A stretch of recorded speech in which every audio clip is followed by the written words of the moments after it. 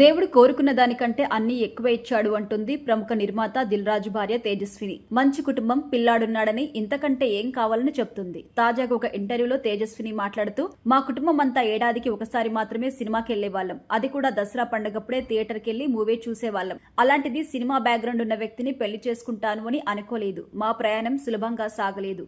నిజానికి నాకు దిల్ రాజు ఎవరో కూడా తెలియదు. దర్శకుడేమో అనుకున్నాను. ఈయన గురించి గూగుల్లో వెతికితే నిర్మాత అని తెలిసింది. ఆయనకి ఆల్రెడీ పెళ్లై కూతురుందని తెలిసాక నేను వెనకడుగు వేశాను. నేను చిన్నప్పుడు అమ్మమ్మ, తాతయ్య, అత్తమామల దగ్గర ఎక్కువగా పెరిగాను. పెళ్లికి ఎవరిని ఒప్పించాలి అని దిల్ రాజు అడిగినప్పుడు మా పెదమామయ్య పేరు చెప్పాను. ఆయన మా కుటుంబంలో హిట్లర్ లాగా ఉంటాడు. తాను చాలా స్ట్రిక్ట్. ఆయన్ని ఒప్పించాక మా పిన్నిని కన్విన్స్ చేయాలి అనుకున్నాను. ఆశ్చర్యంగా మా పెదమావయ్య మమ్మల్ని అర్థం చేసుకుని పెళ్లికి కూడా ఒప్పుకున్నారు. కానీ పిన్ని అసలు నమ్మలేకపోయింది. మా పెళ్లికి తాను ఒప్పుకోలేదు. తర్వాత ఎలాగోలా ఒప్పించి పెళ్లి చేసుకున్నామని చెప్పారు. మాతృత్వం గురించి మాట్లాడుతూ, నా కొడుకు అన్వయ్ 3 ఏళ్ల బాబులా ప్రవర్తించడు.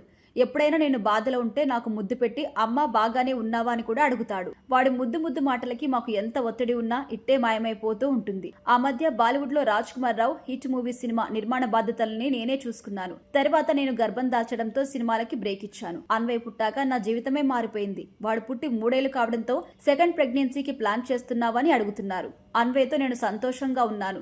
ఇంకెవరు నాకు వద్దు అని కూడా తేజస్విని తెలిపింది. దిల్ రాజు మొదటి భార్య పేరు అనిత. వీరికి కూతురు హన్షితా రెడ్డి సంతానం. 2017లో అనిత గుండెపోటుతో మరణించారు. అనంతరం హైదరాబాద్ కి చెందిన తేజస్విని అంటే వైఖారెడ్డిని 2020లో దిల్ రాజు పెళ్లి చేసుకున్నారు. నిజామాబాద్ జిల్లా మోపాల్ మండలంలోని నర్సింగ్పల్లిలో గల శ్రీ వెంకటేశ్వర స్వామి ఆలయంలో నిరాడంబరంగా వీరి పెళ్లి జరిగింది.